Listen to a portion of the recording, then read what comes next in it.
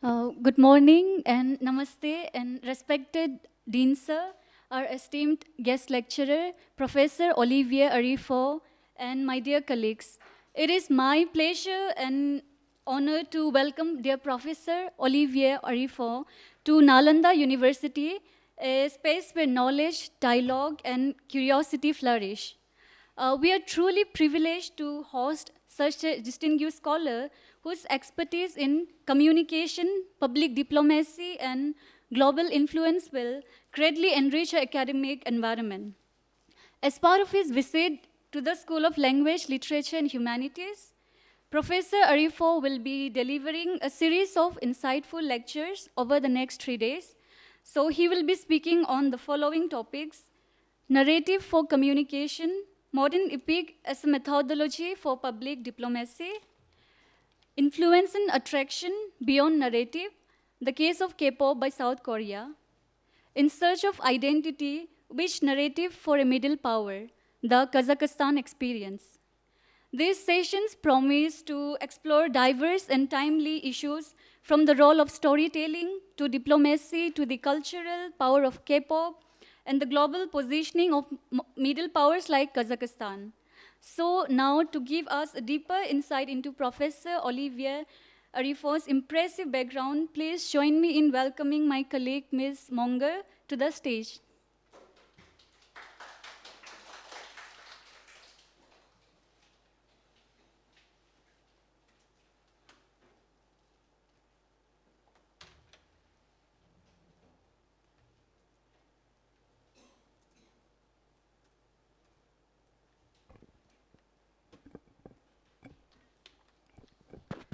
To begin with, Professor Olivier Arifon is a renowned expert in soft power, lobbying, and disinformation. He currently teaches at University Catholic Delhi and holds visiting position at institutions worldwide. His expertise has been recognized by esteemed bodies such as the ECLO Nationally Demonstrations, the United Nations, and the Embassy of Kazakhstan. At Scilab University, Nice Côte d'Azur, Professor Arifon conducts research on public diplomacy, China-related issues, and the role of open-source intelligence in democracy. His book, L'Ourici Politique Chinois, Soft Power Communication Influence 2021 is a key contribution to the study of Chinese political communication. With advanced degrees from University Paris Sorbonne and University Paris, his work emphasizes mediation, negotiation, and cross-cultural dynamics between China and the West.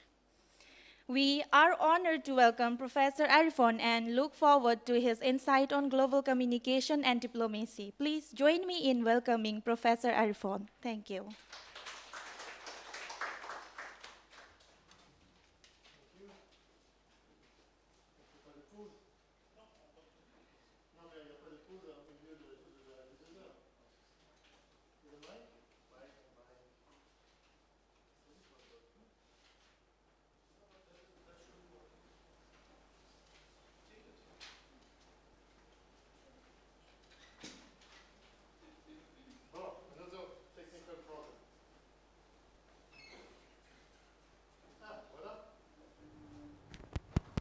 Ben voilà.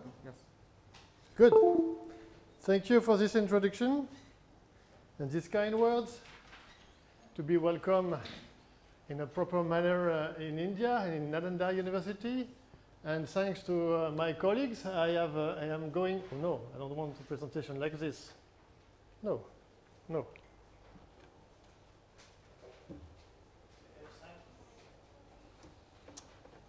No. It should be full screen. No.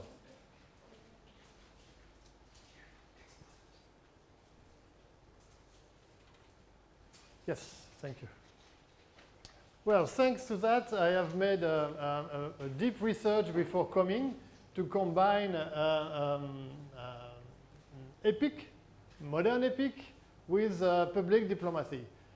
While we were waiting for the beginning, I rapidly introduced myself with my European eyes and my background as a French and living in Brussels. Well, so now I'm dealing with that. I have noticed that almost all the countries in the world, except 10 of them, are trying to tell a story to the rest of the world in order to seduce, convince, and influence. And I deliver today a more theoretical approach, and the tools next coming days will be case studies with other insightful elements. Well, oh yeah, I forgot this. We would do, no, I will skip it because of time. Maybe I will do it tomorrow. Yeah. So I first with mism and their function. We may say mism as an epic, which I think it's, I don't know, it's similar in English. But what are the functions of the mism? You may have seen that already, but I will go into some details. Broadly speaking, the mism are here to unveil the sense of justifying the world. We humans need meanings. We need meanings. Why were we on this earth? What is the sense of life? Blah, blah, blah, blah, blah, blah. All these questions which was raised by the thinkers of all over the world. And here I rapidly put a list of different misms from different culture. Of course, you know this one, Veda, Gilgamesh, Arthur has this epic, Cycle of Baal, Chan Wen from India, of China, an Aeneid from Greece, Metamorphose from Ovid, Shanghai Jin from China, and the list is a never-ending list from the beginning of history, which can be called to Gilgamesh and the region, till modern mism, which are here. So every culture has a mism. Every culture has a mism, and all the countries now are grabbing into that mism in order to find meanings. Of course, this can be used in a proper manner, and sometimes it can be used in a populist, nationalistic manner. It depends on who is ruling the country. We have here from, so all these ones are traditional ones. You of course know that one, you know Iliad, Odyssey, and you have seen many of them with my colleagues. But the Europeans consider also that the Declaration of Human Rights can be a mism. For the French, it's a mism. It's a way to understand the world. Or Kalevala, which is a Finnish mism from the 19th century, which is very recent. Darwinism, Charles Darwin, can be seen as though Dreams by Sigmund Freud, Capital by Karl Marx can also be a mism, can be considered more or less as a religion or a mism to change, to understand the world. The last one, even the UN Charter is 1945. And Hollywood, and for Indians, Bollywood. And even the JAIC report on how to manage global change. So these are recent misms, and all these misms are the same similar function, to try to understand the world. And why are we going back to that today? Because it seems everywhere in the world that each citizen have a problem of who am I, where I'm going to in this complicated, chaotic world. You may have this impression too. At least my students and my relatives and my friends, where are we going? Who are we? So this is why people refer to mism to organize or to try to find solutions within the world.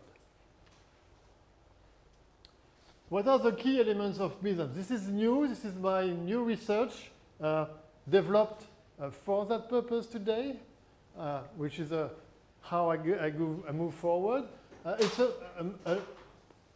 a myth along with its epic narrative asks what has occurred to our collective, to our society. As mortal, humans are apprehensive about the future and often romanticize the past. Okay? That's quite not new.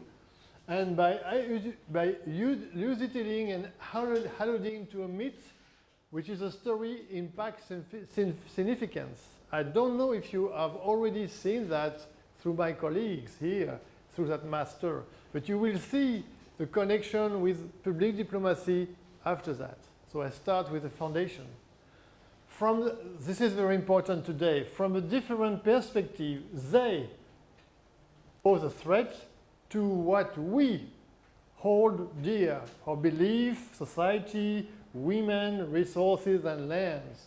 And you know these words, we, together, we have a community, we have myths, we have traditions, and they, outside. And they start the next village, the next country, the next continent. Please look with these eyes at what your countries are discoursing into the political sphere in your country. So there is many countries which are saying they and us. And MISM can be used in that way. Because there is a danger, which is a very, very tribalistic, old, something from the prehistoric periods, which is very unrational from the mind. It's not rational from here. It's not based on that. And it's protecting ourselves from them, foster unity and vigor. What are the wars? The wars are done for that. They are dangerous. We have to fight. And the closest, most recent event for the European remains the Second World War, when the Nazi Germans say, they are a problem, we have to fight.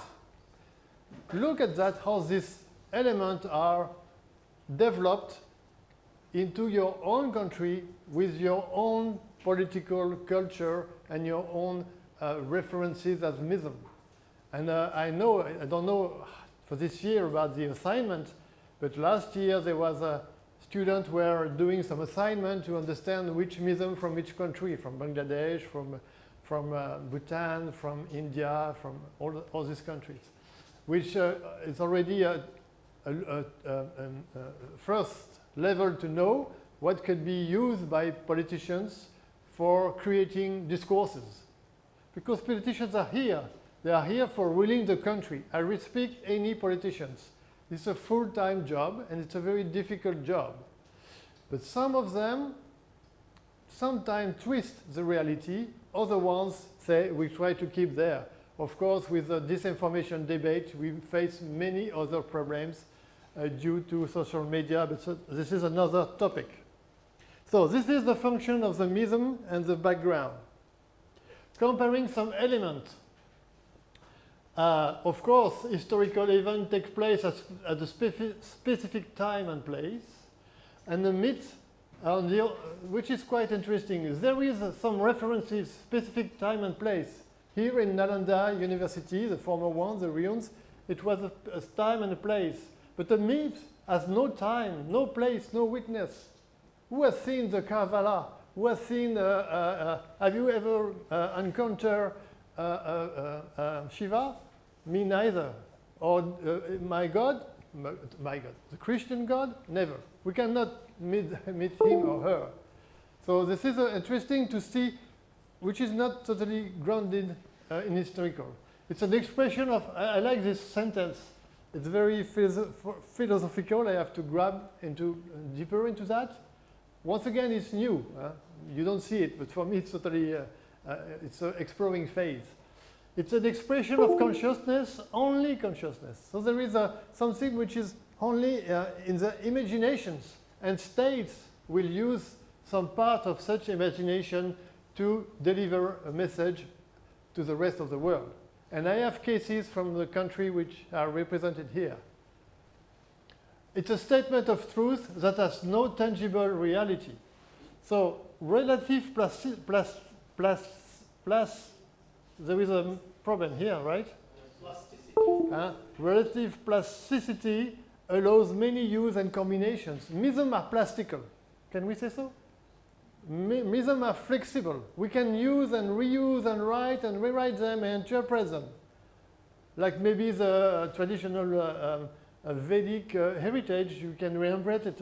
I know that in Buddhism there is interpretation. I know that in the Torah there is interpretations.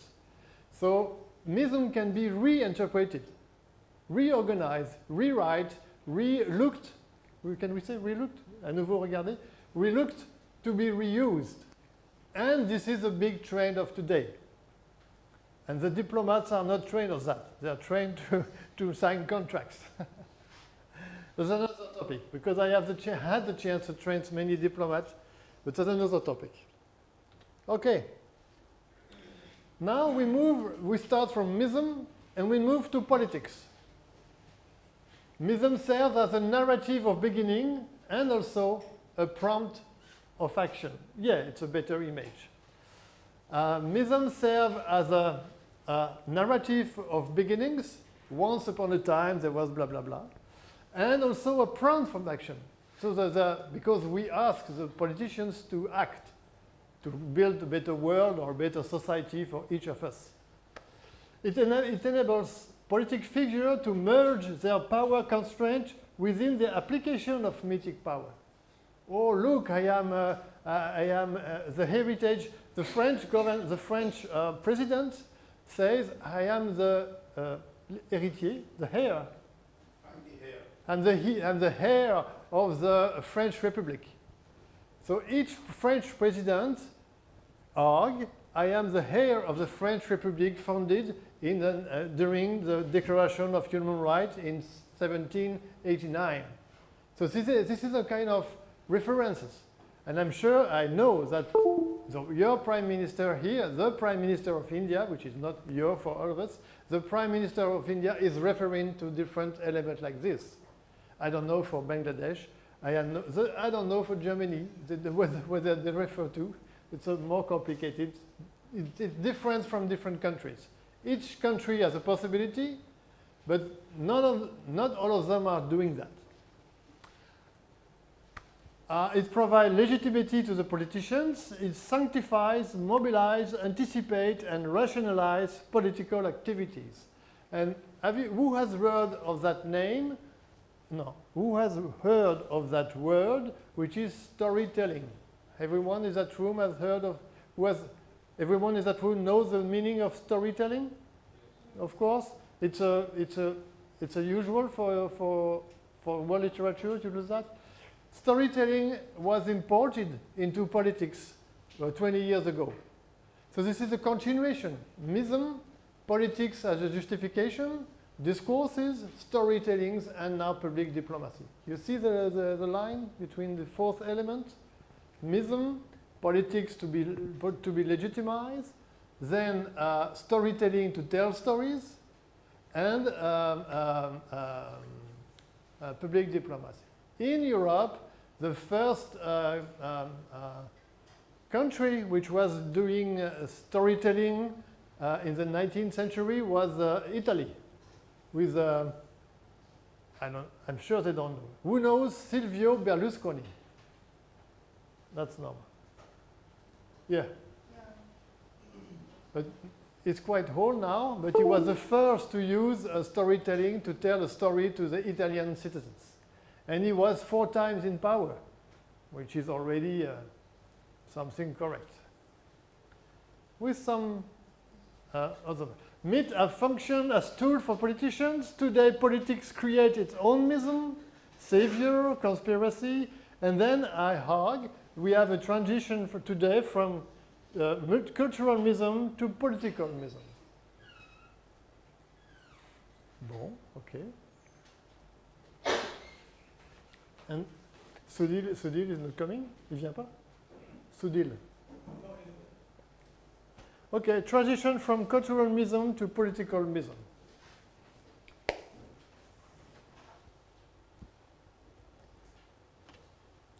Now, it was the foundation of my lectures, the big framework, not square, the big framework, to see the function of mism. Now I go to the second part, which is modern epic and meaning. And you see, you recognize this. This is the cover of Odyssey. And do you recognize this? You know this mism? Movie. Which movie? Space Huh? Kubrick. Yeah, Kubrick movie. Huh? It could be considered as a mism, or at least it's using mythic elements. One of the most obvious elements you may have seen is Star Wars.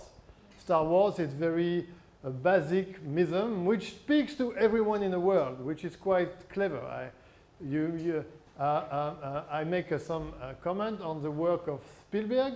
If you read all the scenarios, the screenplay, the scenario from Spielberg, most of his movies are visible by anywhere in the world because it's very, very easy to understand, at the same time referring to a common mythm of the society.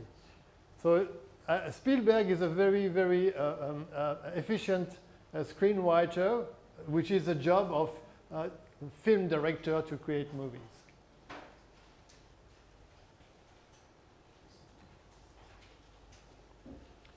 But today, as I was saying in introductions, we face a period of a problem of sense, a loss of meaning. Why? Because information, all your elements, oh, there is not so much smartphone on the table. All the elements, too many information, and plus polarizations. You know this phenomenon, which is came from the disinformation framework. It was mentioned into the when you introduced me the word disinformation. There is a very big chaotic world, and I don't go into that process of polarization. Ask any question when you like, but I go further. Plus individualism and erosion of traditional sociability, which is totally visible in Europe, but don't just think that you are still a pure coherent society. Individualism came with the social media, came with the standardized way of life, with personal development, sometimes with yoga, sometimes with business. I don't want to call it American. I prefer to call it globalized way of living. And we can see in many societies that this sense of connectivity has some problem. It's not only for the Europeans. If you want, you can blame Europe. Why not? But I will not argue into that direction. Globalization caused society to lose control and individual citizens to feel that their wills count for little. So we may speak for hours about globalization because there was a happy globalization for 20 years. There is now a fragmentation.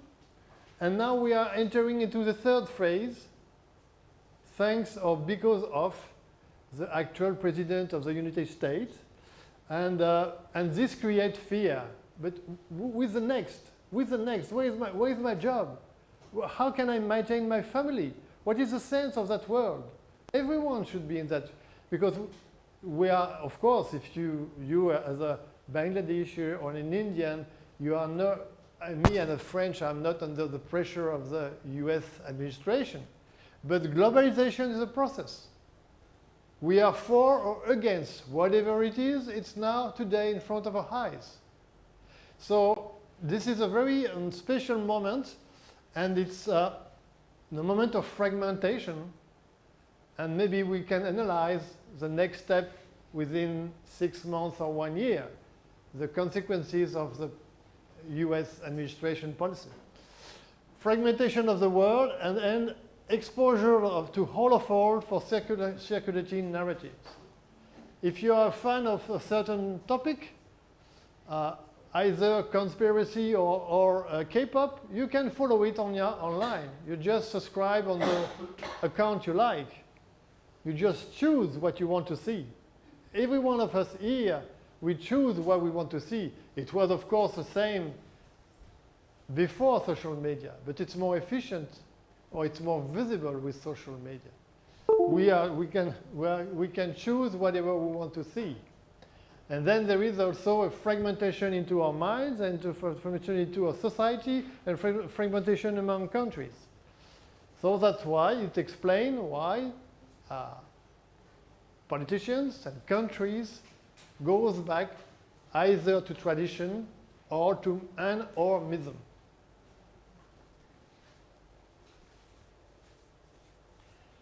I make a small insert. I was watching a video on Bhutan, and there was the king. No, not the king, the prime minister. No, there is a prime minister and there is a king. It was the discourses of the king. And he was slightly commenting with very positive words. He was slightly commenting the way the rest of the world was destroying nature.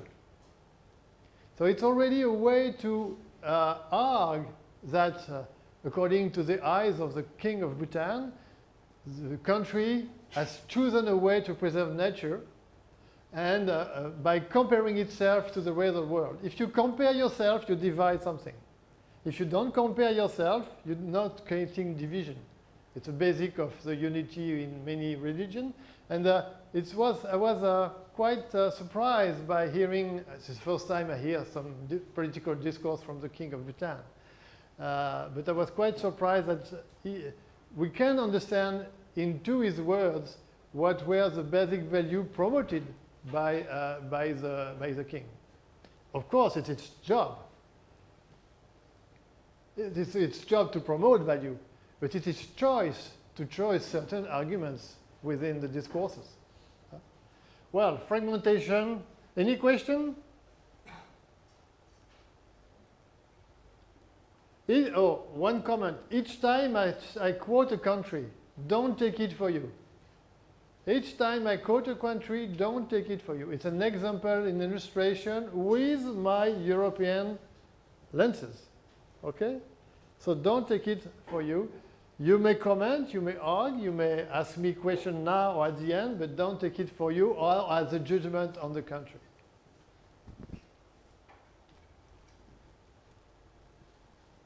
Well, because of what? Another point, I read a very interesting book in French from Johann Chapoutot.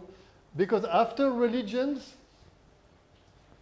okay, we had a discussion with colleagues about secularism, but we don't go into that direction. But after religion, I see, at least we argue in Europe that Europe is secular. Even if there is believer in Christianity, mostly, you know that Europe is mostly Catholic.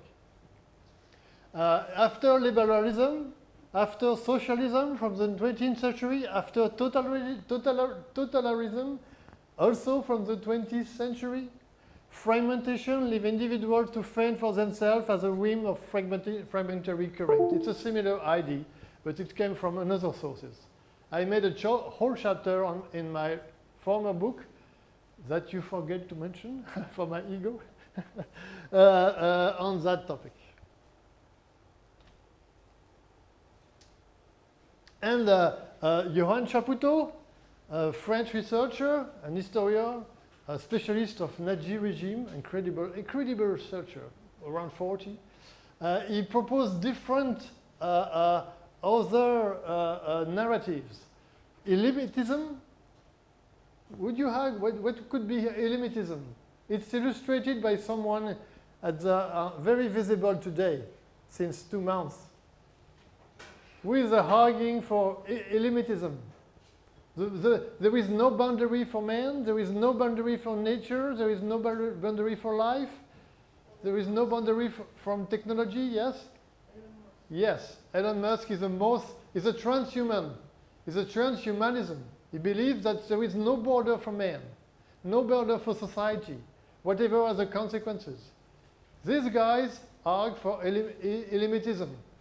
Have you seen already his words? I think he will not. I've heard that he will left power in a month.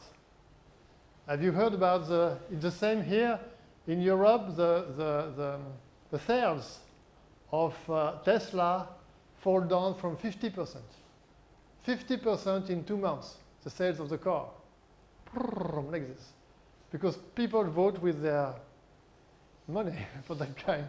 Well, other ones, illiberalism, maybe you have heard about that. The most well-documented cases of countries which are elaborating new mism on illiberalism are, for Europe, Hungary, and for Asia, Turkey. When this is the erosion of democratic elements within the democratic system. Messianism, it's quite difficult to illustrate. Declinism, and even jihadism is a way to create meaning, unfortunately. She has a question. Yes.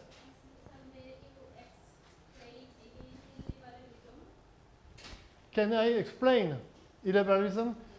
There is a democratic, yes. There is a democratic state with a rule of law, independent judiciary, independent thinking for the universities, and independent media. And the person in power slightly destroyed all this mechanism by buying the media, by keeping some power on academic freedom, by monitoring or putting any opposition in jail, or by some trial, by choosing the judge at the Supreme Court, and then it's slowly destroyed from the inside, the institutions, the democratic institutions. The two most well-known cases are Hungary, Turkey, and last week I've read that Israel is going that way. Because you know the conflict in Israel, maybe? There is a problem with, between the social society, the judges, and the power. This is illiberalism. Messianism, I don't have any illustration. Declinism. I don't know in your country, but in Europe, there is some people which are fan of declinism. Oh, Europe is declining. Oh, Europe is the hell. Oh, Europe is going down. Oh, Europe is not a power. So they like to argue into that way. And of course, the opponents of Europe are very, very happy with that, to fight against Europe. And even have you some, how to frame it into a question?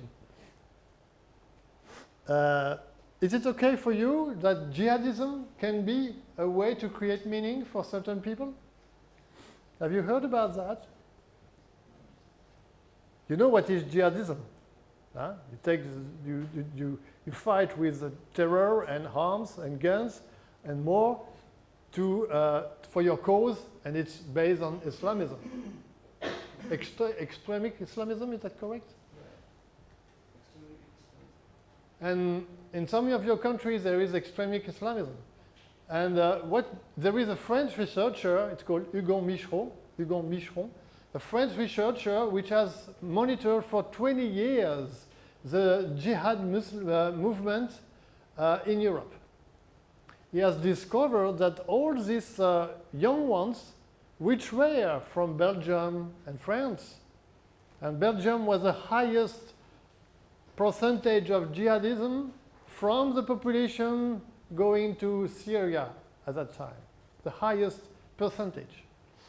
And he has found that such Westerners from a Muslim heritage went to Syria to find a sense of their life.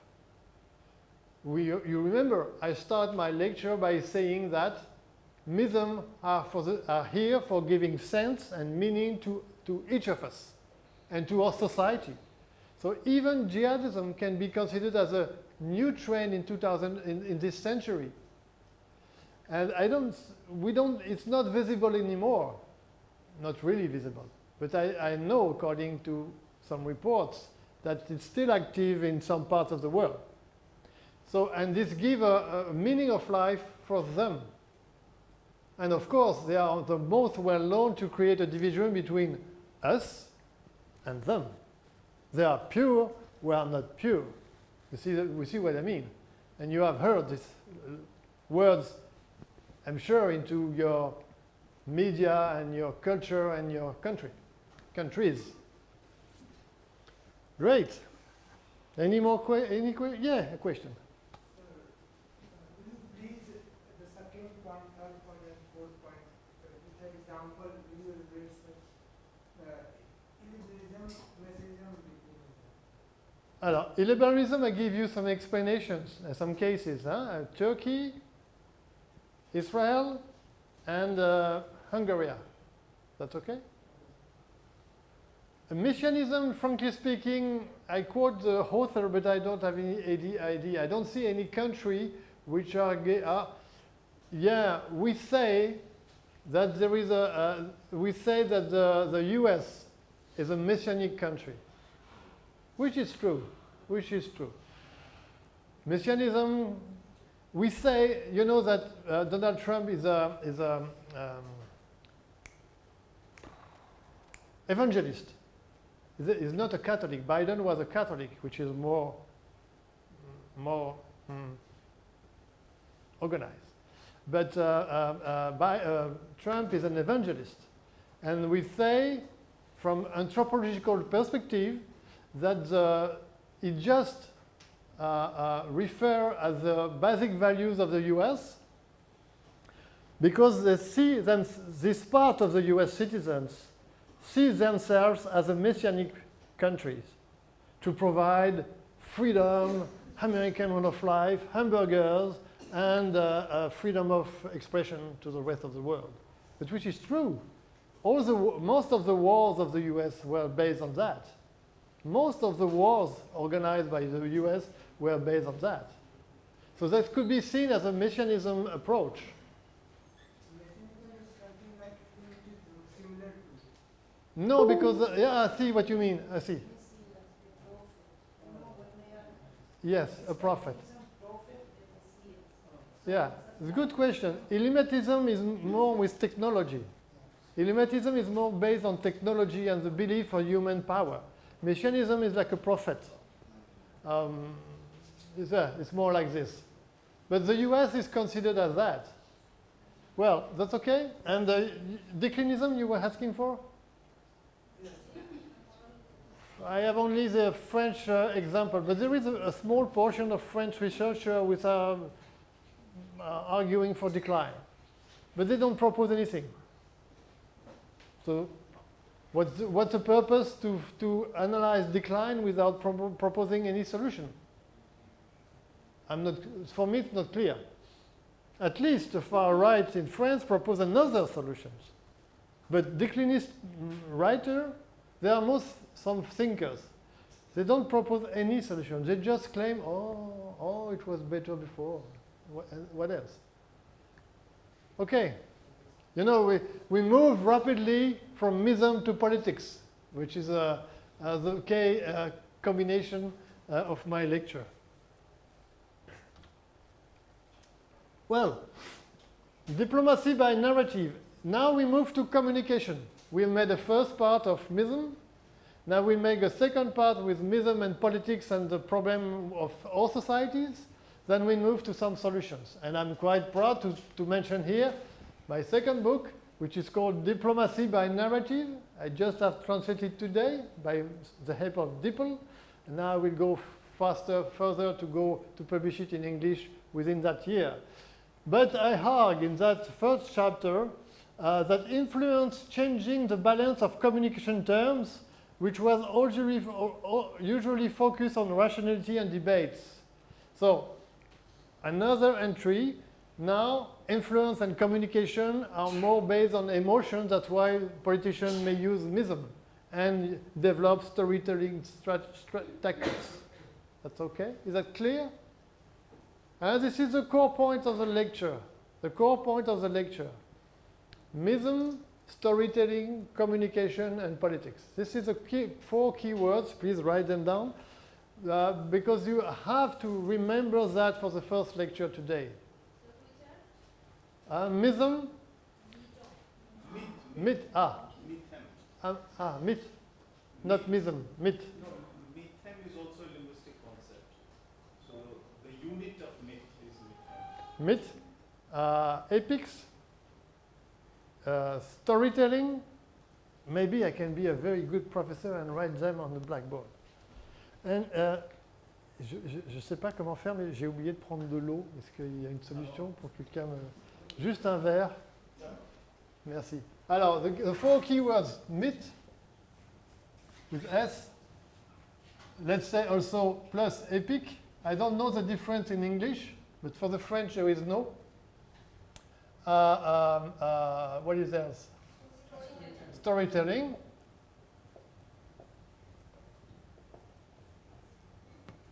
Then we've got, let's say,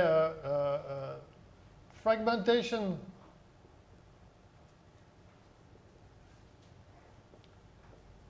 Plus a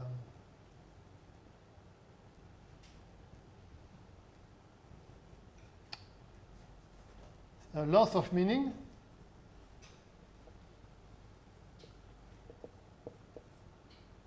Then we've got communication plus influence.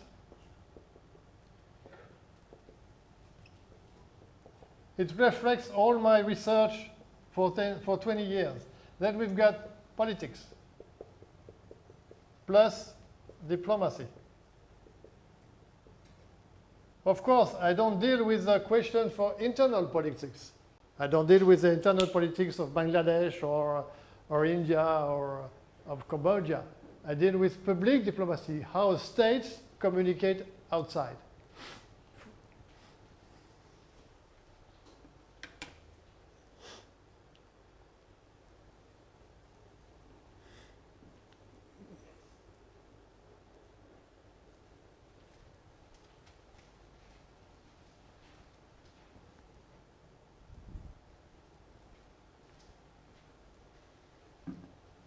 Okay.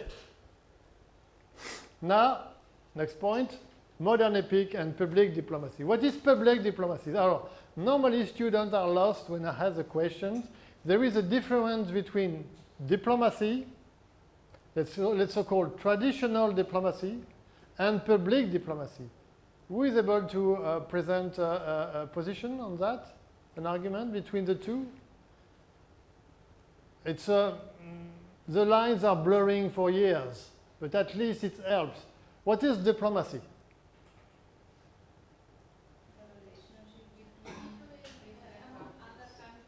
Absolutely. Yes, which is done by diplomats. Not the states, by diplomats. Not by the leader. Diplomats on the day basis, here in Delhi, on the day basis, they do something. What could be the content of public diplomacy? What is the official or state? Demand of the nations of people. No, what? Demand of the nation or Demand of the nation? nation or people of the country. No. Sir, building relationships between the citizens of two countries. Half of the answer is correct. Half of the proposition is correct. Yes, sir. I think we can do public diplomacy by, for example, art. Art. Yes, okay, but can you, of course you can do public diplomacy with art or culture, but can you combine your position and your position?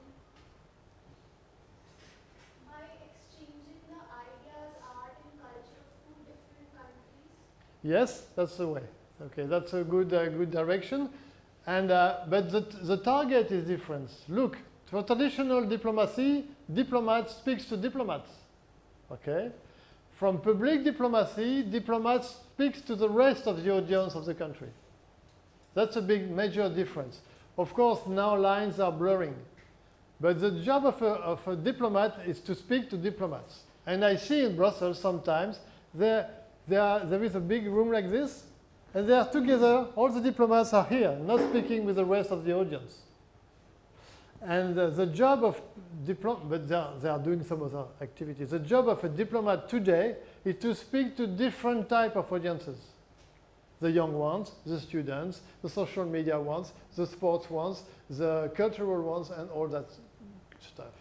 of course, all the countries have understood that, all of them, except the last 10 more close countries where North Korea is the highest example. But at least there is no, all the countries have understood that they have to speak to different audiences and to promote their resources such as art. There is a case I like to mention, but no one is there in that room. It's Sri Lanka. I am on the database of Sri Lanka embassy in Brussels, and every 4 months they organize an event. And what do? They have done tea. They have done Ayurvedic resorts to go to Sri Lanka. And now the next one, I will not be there, but it will be tea and chocolate. So tea from Sri Lanka, chocolate from Belgium. So they tried, but they organized some cultural public event, but one of their weaknesses is that there were only 10 people in the room, which are not very big events. Well, public diplomacy, next slide. Public diplomacy combines soft power, cultural diplomacy, and cultural relations. You were right by giving examples as 2 students. And of course, it's a possibility to tell stories and to use myth. So you see the connection between my first slide, when I start with Kalaveda or with Ramayana, and then we move to, well, no, here, today with diplomats. Of course, using tea is not telling a story, or at least using myth.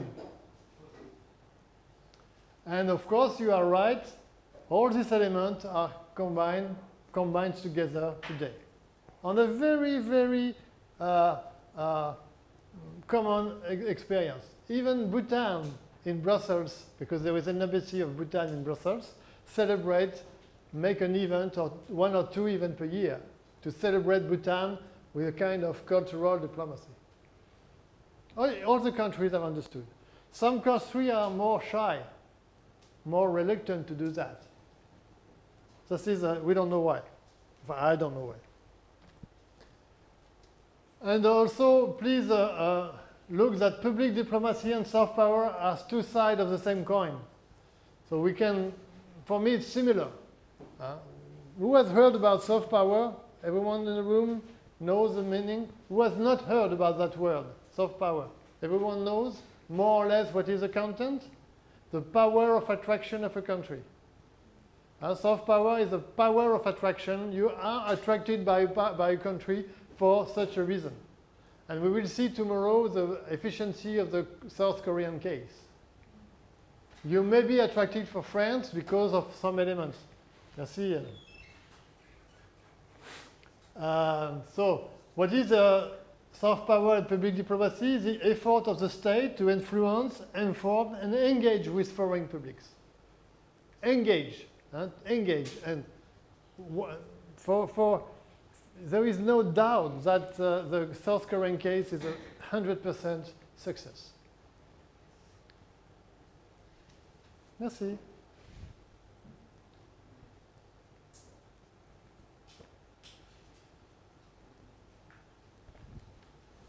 We will not discuss the notion of power, which is switched from possession of factors to relation between actors using means, weight, domain, and scope. This is political science theory dealing with means, weight, domain, and scope. It's out of the box. I don't go into that detail, but at least we have to ask the question about what is power, which is highly debated and which is not relevant for literature students. It's more for political sciences students, which, I want to mention it. On finit à midi, c'est ça? Ou midi 30? Midi 30. D'accord, je peux faire comme on veut avec les questions et tout ça. D'accord. Parce qu'on a commencé en retard.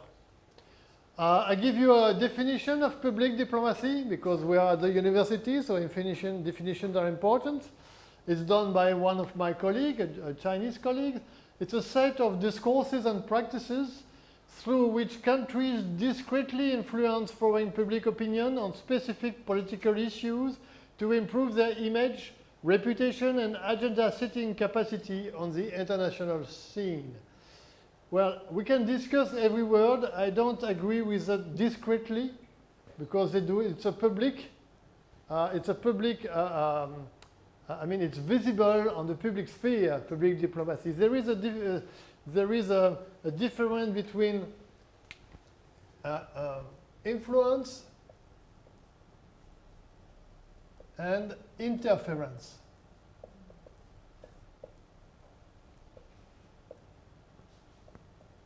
Totally different. Huh? Influence and communication is done in front of your eyes. It's in the newspaper, it's promoted online, but interference is something which is hidden with a manipulative process. We don't go into that. It's more related to disinformation. So that's why discreetly is a word I discuss. But foreign public opinion is very, very important. To gain the US term and to gain the minds and hearts, to be conceived, to be convinced that the country I represent is the most valuable country or whatever, blah, blah, blah, blah, blah.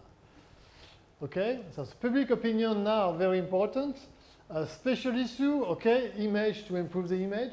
We will see a ranking of countries, highly debated. Reputation, which is close to image. And agenda settings, I'm not sure you have heard about that, which is a more communication study questions. Who has heard about agenda setting? You? In what? That you put on a public arena some specific topic that you want to develop. And who put that? The government. In which arena? Usually in the media. The definition is more precise than that. The government puts some topics, but the media is just to intensify the object. It's just a tool. What is agenda setting more precisely? Okay, it's a government affair, but it relies or it goes into which direction? Huh? Political direction. Yes. Or keep the power for the long term. Okay. Or to shift the nations, to shift nations. What should I say? To another subject.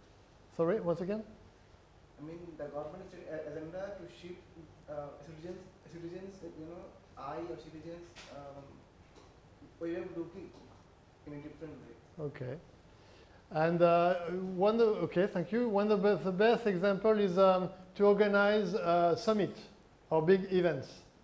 This is agenda setting, to control the international agenda by being a country capable to organize some different kind of summit. The Indian citizens in the room here may have heard of the joint summit on AI by France and India when the Prime Minister went to France to this is an agenda setting to show that two countries which are leading in deep tech were able to regulate, improve, and frame this important topic of AI. So this is agenda setting, organizing some events in order to be the first player in the row and to also to control what will be the content of the discussion. Because here, that case of AI summit, it was in March, I think, yeah. The AI summit in France, in Paris, was co-organized by India and France. So it say, oh, we are able to control the rules of the sector, the money of the sector, without the influence of the US, because they have different kind of regulations. So this could be done as agenda setting. I've been told that it's a very narrow topic, but it's important for the region. I've been told that who knows this city? This is the capital of state. It's called Dushanbe. Who knows Dushanbe? It's the capital of a state. Don't go into your smartphone. There is a summit in Dushanbe in June. You never heard of it, obviously. It's a glacier summit. Glacier. Les glaciers. Glaciers summit. The kind of environment destruction. Glaciers. It's done in Tajikistan. Very small country, very poor. But they choose that because they have mountains of 7,000 meters. And all the water in the region goes from Tajikistan to Afghanistan to Uzbekistan. So they want to show to the rest of the world they are able to manage a glacier issue. It's a very specific topic. Why not? Why not? Huh? Yeah?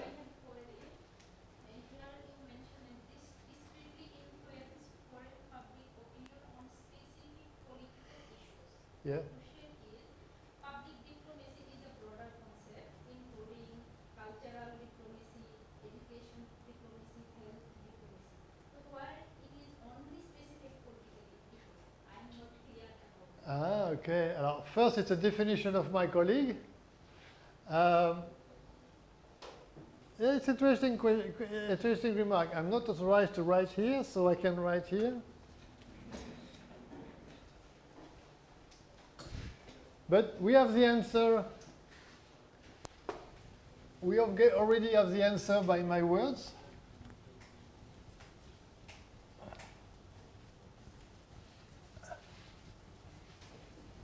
Yeah, good question. It's here. So let's say public diplomacy, it's okay? Public D. It's a global policy. You will see that tomorrow in a more clear detail about case.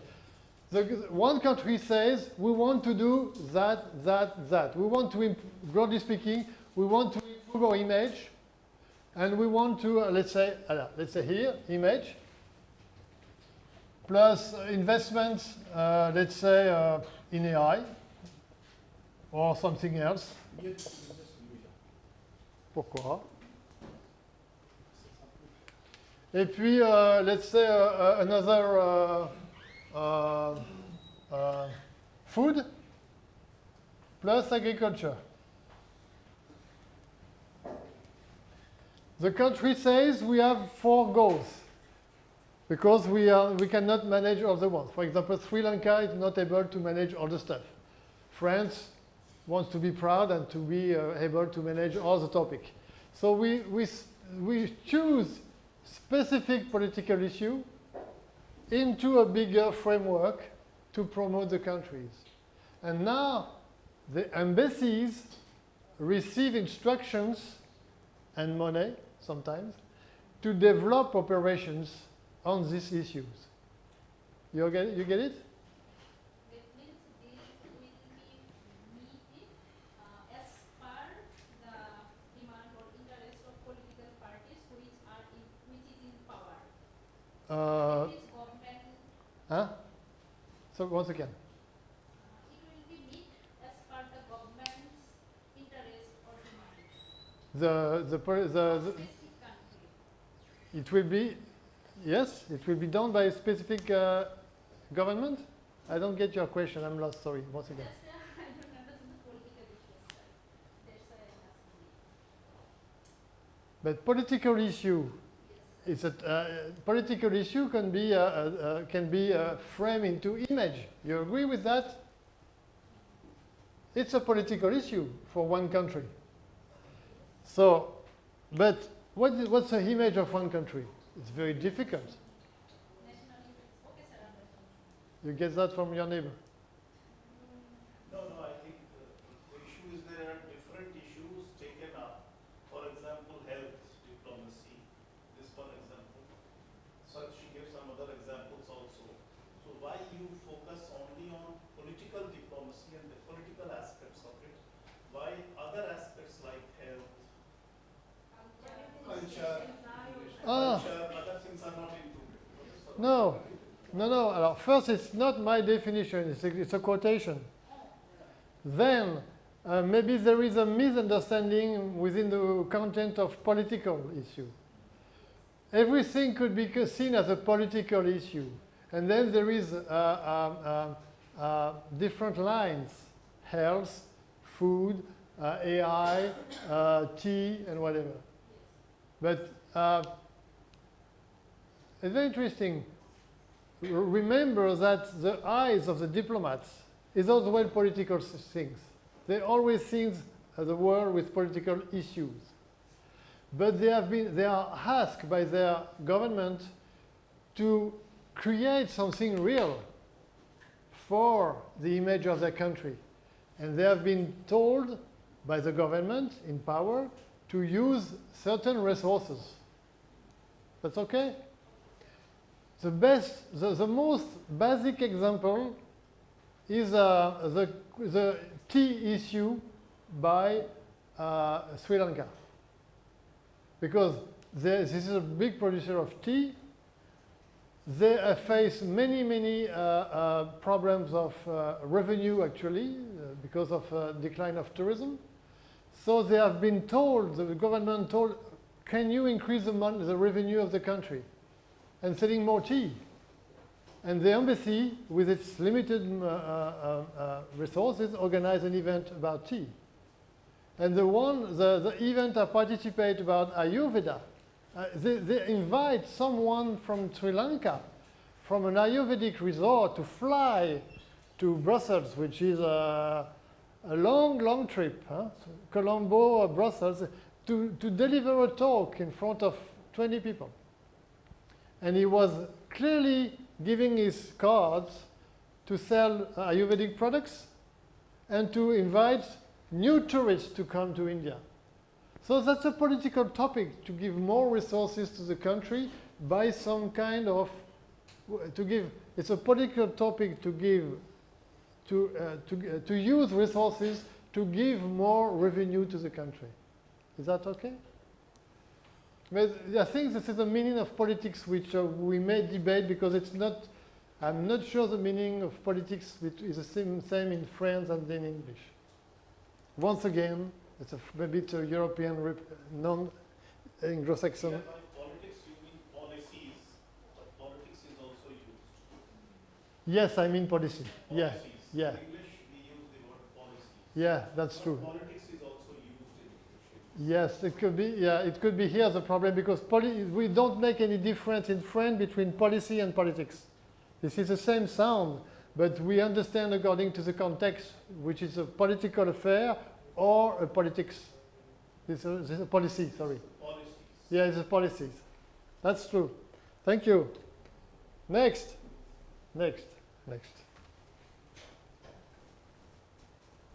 So we already discussed that. Many thousands of examples, different aspects of public diplomacy. It should be quoted. It should be known by you, at least. Business diplomacy, where the diplomats are invited to sell the goods, the products, and the technology of the country. Now it's compulsory. It was not the case 20 years ago.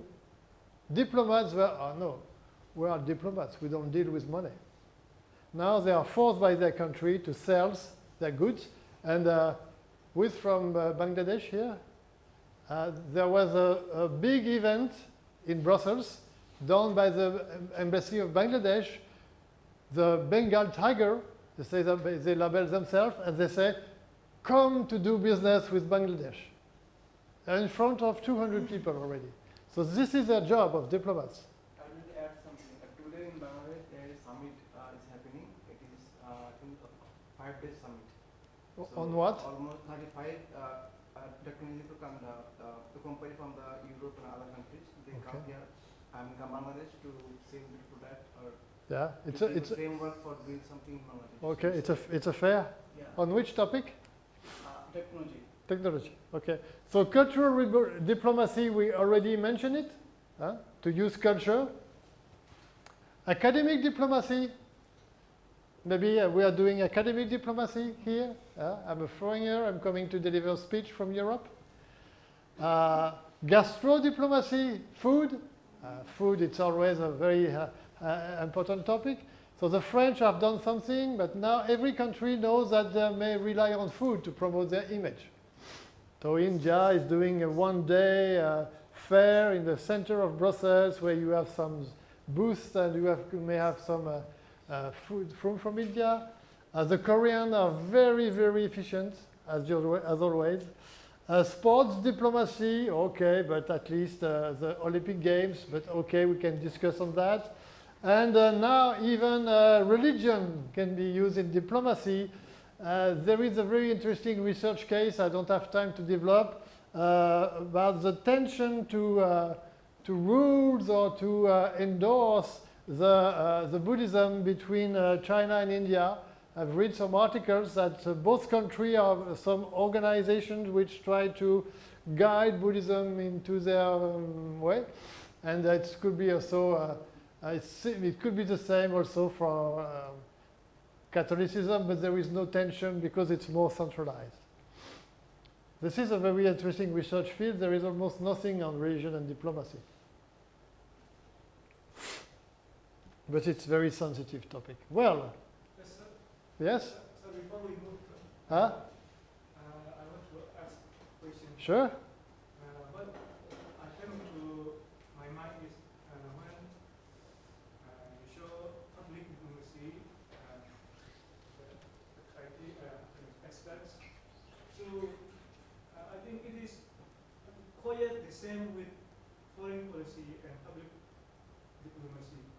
Are they the same or little different? Yes and no. For me, as a researcher, public diplomacy is a part of foreign policy. Foreign policy, AFP, okay, can be divided into public diplomacy, traditional diplomacy, and also action by, let's say, the leader, the head of state. For you, it's not the head of state, but you get it? Yes. In French, we say head of state and government. You have a head of government, we have a head of state. So, public diplomacy is on a daily basis. But foreign policy is a global thing. Public diplomacy is on a daily basis. It's done by diplomats on a daily basis. Traditional diplomacy, same. But also, if you go to foreign policy, we include the action of the leader, of the head of state or government. It's a more global framework. Of course, some actions can be mixed. The lines are never clear. Because if there is a border issue here between China and India, it could be labeled as traditional diplomacy, or it could be labeled as action of the head of states. It will never be labeled as public diplomacy. I don't like this, because it's putting everything into everything. If there is an exchange of scholars on a specific topic, like the Silk Road or the Buddhism blah blah, or Buddhism something, it could be decided by the head of states at the head of states level and implemented by the diplomats. So that's a cocktail. And the lines are difficult to draw. But the challenge is for us as a scholar and you as a student to understand the world.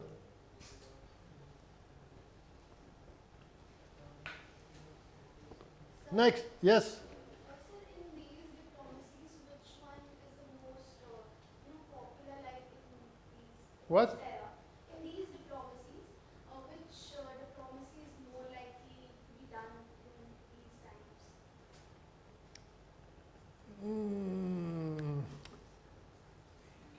How can I say? It's very rude, but it's not a correct question. It's very rude, sorry. I don't, only big countries like India or Germany or the US or Brazil or other ones, or even even Argentina, I don't know, can do all the categories. Small countries have to pick up things. You know, I don't know about the food about Qatar, but I'm not sure they can do something on food. You see what I mean? It's not so various, it's not so famous. So big countries try to have the whole catalog. A big country try to attract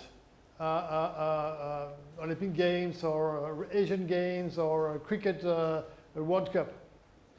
But small countries have to choose. This is why, can you imagine Sri Lanka doing that? The whole list at a worldwide level? No, they can't.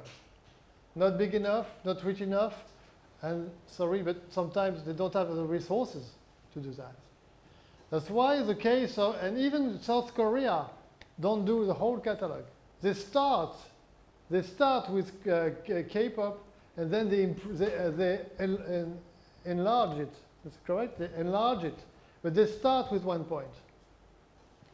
So this is a best advice for any country. There is some Bhutanese students here. Can we see Bhutan hosting the Olympic Games? No. At least it doesn't sound logic. So each country, and the base case of public diplomacy from scholars and in reality are done by middle power. Because they don't have to cover and they don't find any opposition. Because of course, if you are the US or if you are the Chinese, you face many opposition to your position. Yes, that is true, but the actual issue is which one statistically is being done by maximum number of countries in present situation. Can we have such a statistics that most of the countries, some countries can do all, some countries have to choose. Yeah. So statistically, most common choice among these is by how many countries and which is the highest choice? The most obvious choice, is that the question? The most obvious is to use culture. This is the first entry. It has no cost. It's the most obvious. The second one, which is a very no cost, low cost, is to promote food. But it's more recent. Culture comes from the 19th century. At the beginning, even France and the US were promoting their culture at the end of 19th century. Alliance Française, 1880. But food is more recent, less than 10 years. But you see, tea can be connected to food. And it's Explain the example of this Alliance Française, Alliance Française. So- When it was established. Alliance Française were established in 1880. You see, and what was the purpose? Cultural diplomacy. It was to promote French, to learn French language, of course based on the Empire of France, which was not at that time so big, but it's another question. But at least 1880, it's the first cultural center to learn a language, established abroad. Now there is almost 180 countries with Alliance Française. When you can learn French, you can borrow French book, and you can look at some French movie, and even to play some video games. And the music also. And music. You know the one in Dhaka? Yeah. You went there? Process, yeah. You went there? I didn't go, but I saw the building, I saw the activities. So they Oh. understand movies, music festivals. Absolutely. They promote culture. People can play the piano freely. Yeah, They experience the photographs and other things that you mentioned. absolutely. These are everything is free for people. Everything is free except the languages. The language you have to pay because to pay the teachers, but the rest is free, just 1 year subscription. It's a gate. It's a first. Let's say it's the first gate to culture, to the country. Culture is the first entry for a country. So And to what is the name of the German teaching institution? The Goethe Institute in The Calcutta. Bangladeshis will say Goethe. Goethe. Yeah. And Indians?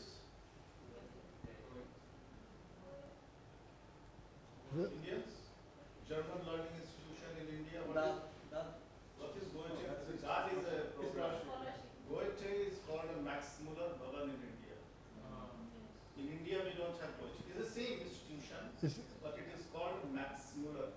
cultural diplomacy. Maximilian? Max Muller. Max Muller, which was a researcher. He was a researcher as an Indologist. So Ah. in India, Goethe is not so important. So all over the world it is Goethe, that is German book. But in India, the same institution is called Max Muller. Why is different?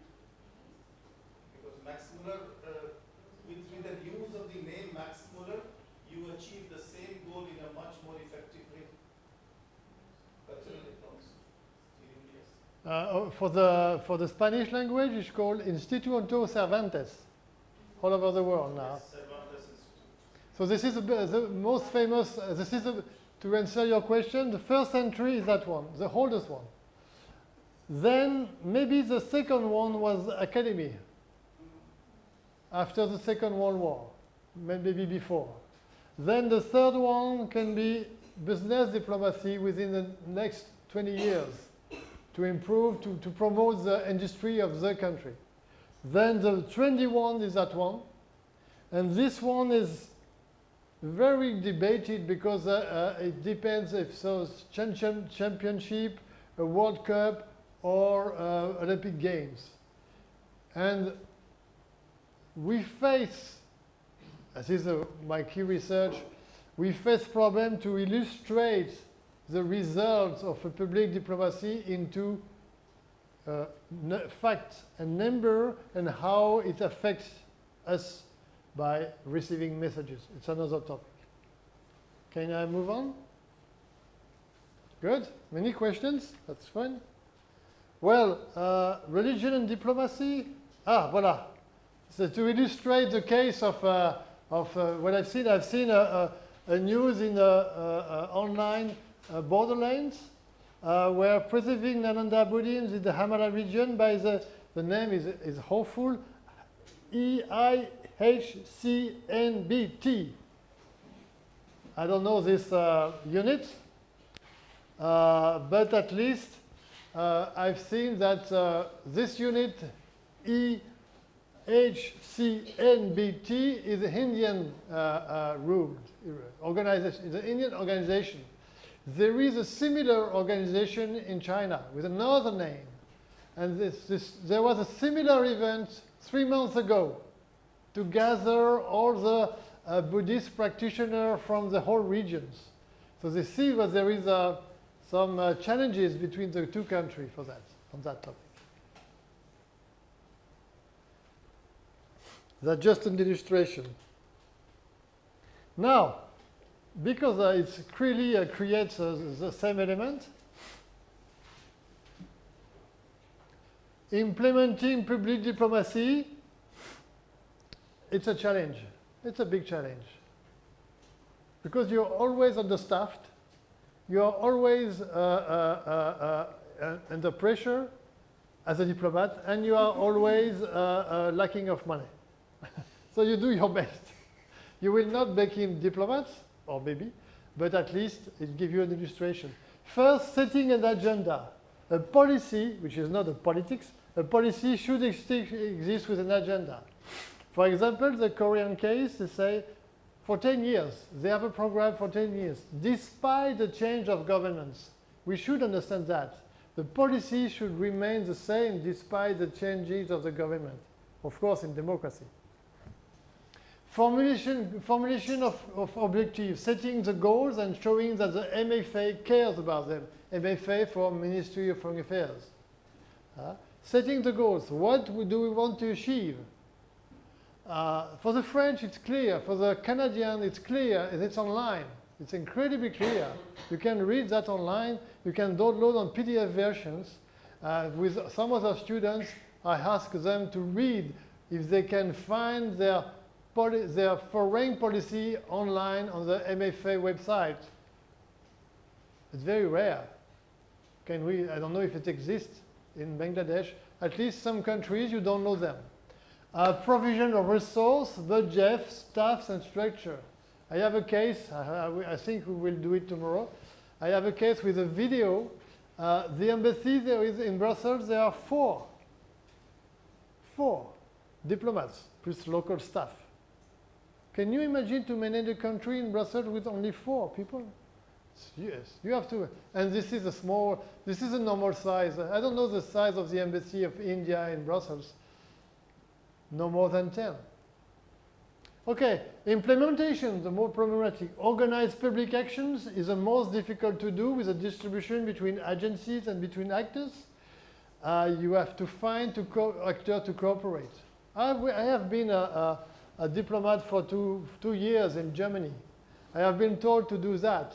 The key problem was to find with whom can I do something? With whom? And it was a challenge is to find new actors to reach new audiences, to go beyond the traditional privacy framework, diplomat framework. And I was in Munich, so I was not in the capital, which is Berlin, so I was not dealing with my other parts. And last but not least, to say that in a proper, it's a common English, evaluation, which is quantifying the result obtained with the objective. The quantifications, because it's public money, it's taxpayer money. So the embassies are forced to prove that they have done something, and the challenge of countries today is to evaluate what are the results. What are the results, to quote again Bhutan, what is the result of the celebrations on the National Day in a big room, in a big ballroom of one hotel in Brussels with 100 guests? What is the result on the image of Bhutan? How can we evaluate that? Similar for Vietnam. There is every year they rent a room in Brussels. They celebrate the National Day with the music and food and discourses, which is a tragic, basic element. How can we evaluate something like this? As far as I know, it remains impossible. But that's another topic. It's not the challenge today. Today is to go to MISM. Yes? So, but then now maybe they can expand this by kind of digital diplomacy? Yeah, of course. This digital diplomacy exists. That is totally true. Then you can count the numbers, but it's not enough. Because counting the numbers doesn't prove what's on your mind. You know, if you say, oh, I like the lecture of Mr. Arifon, I cannot prove anything what's has changed into your mind is a perception of, let's say, France or something else. This is because I heard, but we are far from the topic. I heard that at the end it's only cognitive issues. The shaping my mind or the perception of the others is very difficult to evaluate. There is only one solution: to do surveys. But to do survey costs a lot of money.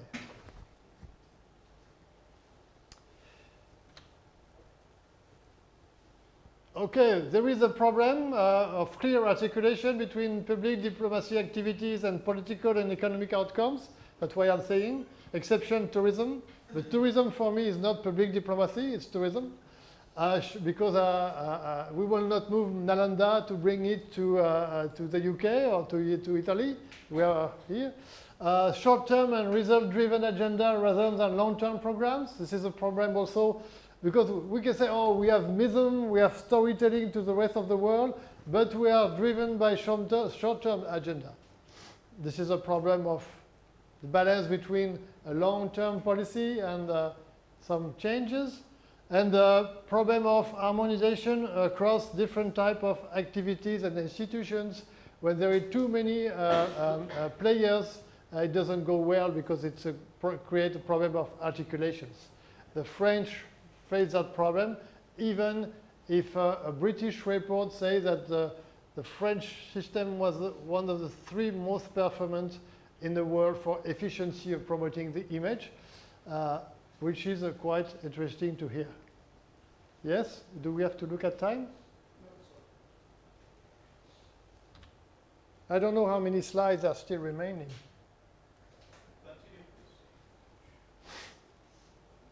Oh,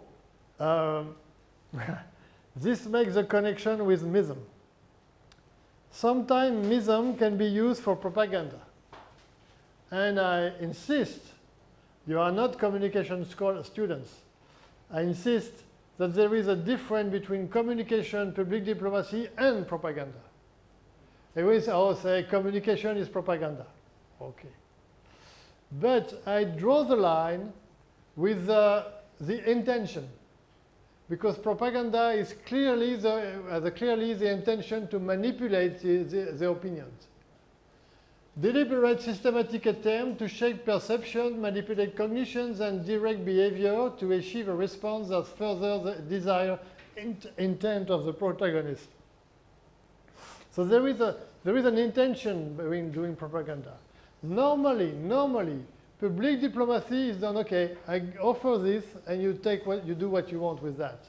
But now, with the disinformation, with the digital technology, all the lines are blurred. That's why we can find mythm, modern epic, used either in a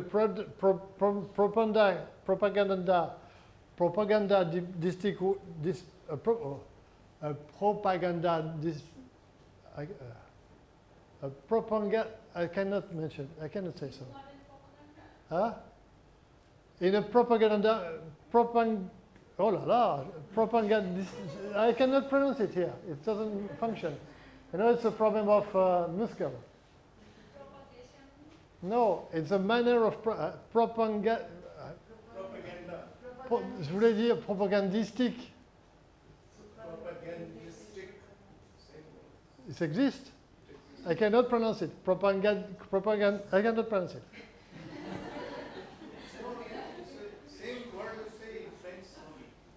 En français? Propagandistique. Oui, mais j'y arrive pas. Propagandistique, voilà. In a propagandistic manner. Okay, I lost my audience, sorry.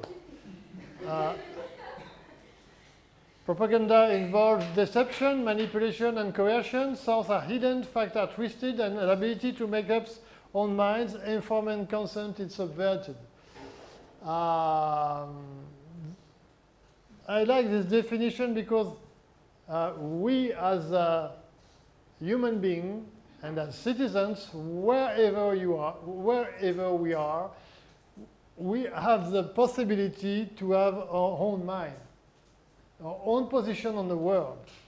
But the propaganda approach tries to manipulate our perceptions and the way we see the world. You will say, I'm sure, as my students in the rest of the world say, but sir, diplomacy has always been propaganda. Communication of state has always been propaganda. Yes and no. But at least it's important to point out the debate, because beyond that, it could be a food event or a storytelling with a myth, which is used by the government. Maybe I lost you because it's too far from a certain position, but I insist on that. And on the same way, it's very difficult to prove. But I prefer to use the intention. You know, I am not here to manipulate you. I don't have the intention to manipulate you. As scholars, this is a rule at the university, to present facts with a certain distance. Sometimes the more different kind of actors choose to manipulate facts. So it's a never-ending question. But it's quite good to illustrate public diplomacy versus propaganda. Here we've got two pictures. What is that one and what is that one? So this one, what is that? It's a war, but which war? No, it's very easy for us, for the Westerners, to look at it, to understand it. And it's a new mism. One country is using that as a mism for internal purposes. Waterloo? Huh? Waterloo? No, you've got tanks. There were no tanks in Waterloo. Sorry, there were only huh? So we are not in Europe, huh? It's very interesting. Huh? You don't recognize that flag? No, it's not Vietnam. But it's a communist country, you're right. China? No. Huh? Huh? Philippines? No. Russian. This is a great how do they call it? Russia. This is a great patriotic war. This is the official name of for the rest of the world, it's a Second World War. Only for Russia, it's a great patriotic war. And it's become a mism. Okay, it was, let me testify on that, how mism can be used to brain or to manipulate their own citizens. You know what is the Second World War? You know that Russians lost 10 million citizens, I think, by their offensives towards the Nazi regime. Okay, then it was normal during the communist period. You may have heard that the communist regime, USSR, collapsed in 1991. You also may have heard that a guy which is still there, a man which is still there, Vladimir Vladimirovich Putin, is still in power since 2000, the year 2000, or maybe 1 year ahead. Since he is here since 24 years. He reintroduced the cultivation of the great patriotic war into its own society as a mism.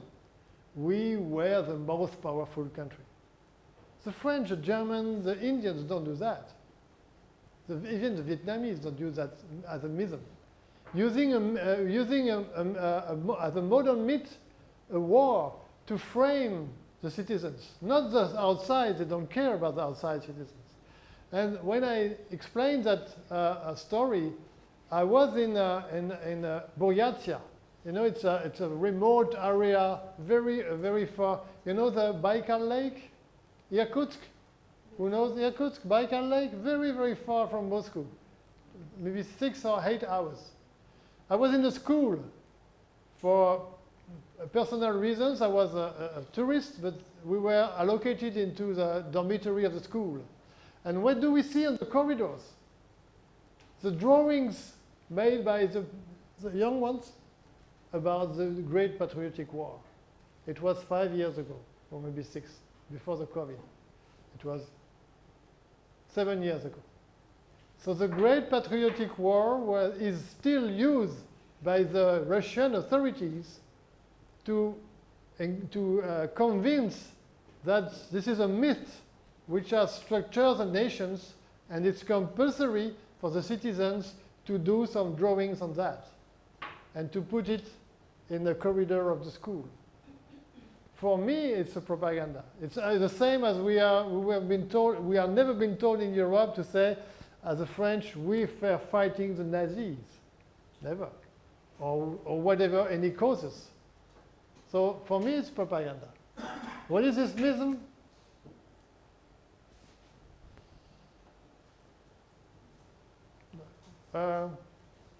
No, it's too far. It's not so far from here. Huh? Yeah, Genghis Khan from Mongolia.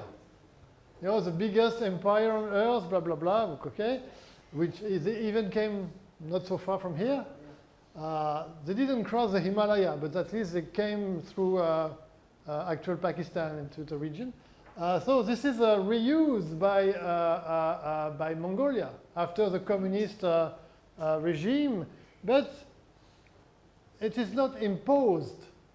It is used by the government to rely on, look at that.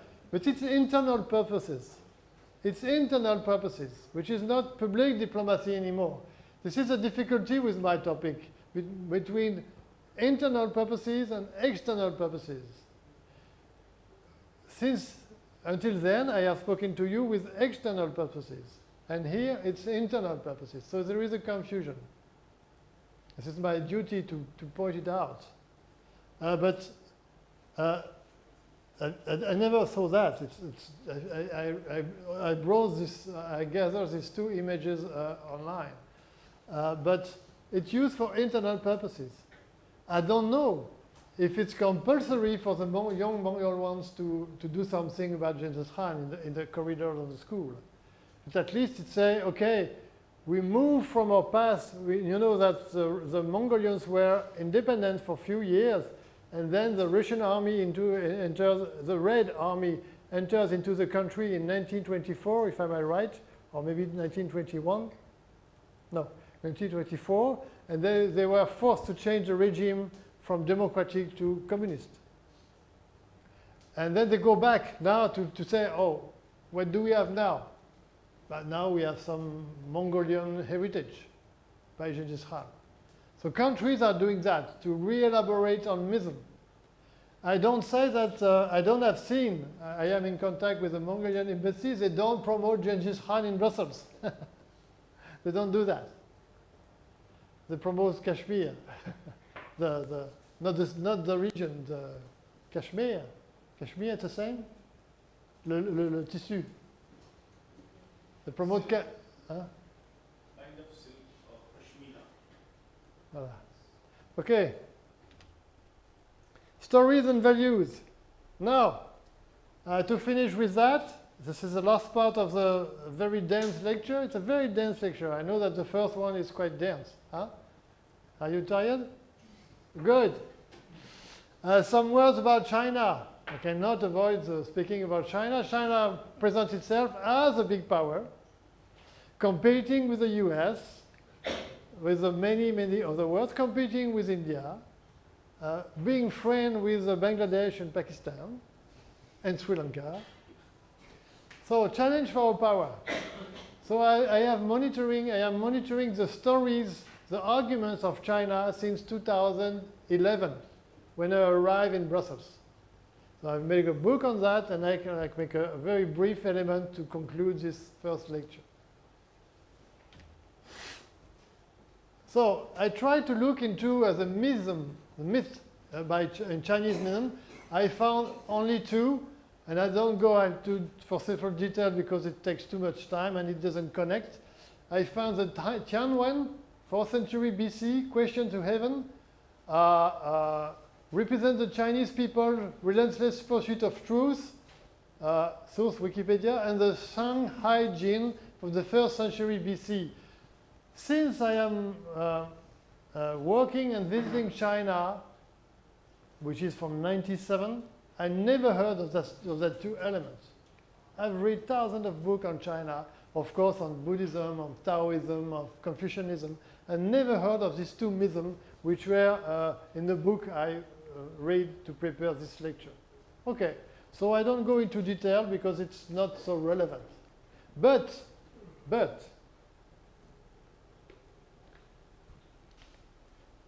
what were, or maybe for you are, but it's no more visible in Brussels, what are the arguments used by China today to promote itself? Two key points. We are 5,000 years of uninterrupted civilizations. Uninterrupted civilization. This is the official argument, which is the baseline of all the discourses made by Chinese authorities. The second one is we are the honor of Confucianism. You know, this is the only, Taoism and Confucianism are the only local philosophy and religion, because Buddhism was imported. Confucianism relies on harmony, which is not so true, because Confucianism is a theory of social order. You've got the king, you've got the father, you've got the children, and then you get the wife. It's like this. Stay where you are, and you will be happy. And they argue that Confucianism is perfect for harmony, of course, with the subtitles where capitalism is not good for the harmony, for the human mankind.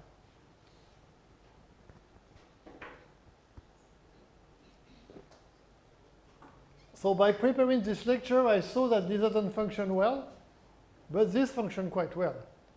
I don't have time to explain it to you, except if you have specific questions. It will take hours to prove it. But I can, you have to believe me, I was attending the event promoted by Chinese in Brussels for years, and each time you can grab one or two elements made by the discourses on that topic. I will prove it rapidly. So this is my book. It's not translated in English. I think I will not make it. I will do the next one. It's more efficient. But the discourse of China, it's a claim. They claim that their model is superior to the rest of the world, even Indian world, even the Indian one. Of course, it's superior to the US one, which is the worst devil one. But of course, it's superior to the European one because we are framed by the rest of the world as decadent, which I don't think is true. And of course, it's superior as the Indian one. So they claim clearly their superiority. And why do you argue? You have to read, of course, 1 hour and a half discourses. Each time President Xi Jinping takes the floor, it can take 2 hours. But in that you say China has a big power, and with its superiority of civilization, we will harmonize the human mankind. It's in the word of the president, no doubt about it. So, 3 elements of the Chinese policy organized since 2008, more clearly 2011 until now. Of course, culture as soft power with Confucius Institute to learn languages, a bunch of media, some movies which are not very, can be discussed, but not any blockbuster, and of course, Qigong, Tai Chi, traditional Chinese medicine, exactly as here India use for its culture, yoga, and Ayurveda. Okay, which is quite logic. And plus the capacity of attraction for the Westerner. If you go to any bio shop in Europe, you will find Chinese and Indian products for health. So it's a market. Well, the second layer is the BRI, Belt and Road Initiative. It's officially said that the BRI project, which doesn't go to India, but through Pakistan with the CPEC, but there is no Pakistani student, of course, here. It is said trade and soft power for human mankind. So if you do trade, you will be happy. The human mankind will develop itself under the auspices of China. It's very clear. You may argue for me.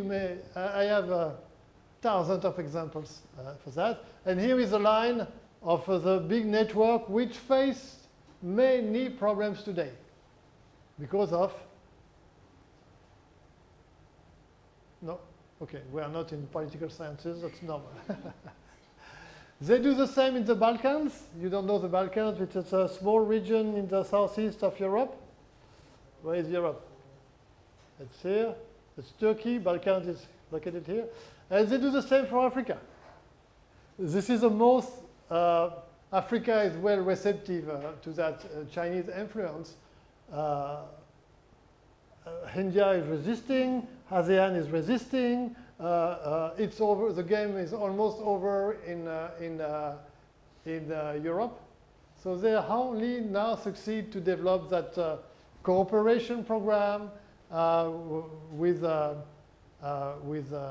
let's say, Africa. And I've heard many elements coming also from Pakistan. They are very invested into Pakistan, your friendly neighbor. Okay, third one is resources and action, cultural exchange, many other activities. And here, this guy came from Beijing, specially for that event in Brussels. He delivered a lecture on Confucianism and harmony. This is a clear policy. And here he's giving books of the thoughts published by the Chinese authority on the thought of Confucianism. from Confucius. So it's a very clear manifestation of how to live. If here a Chinese come and deliver free books to the library, I don't know here, but for Europe it's forbidden.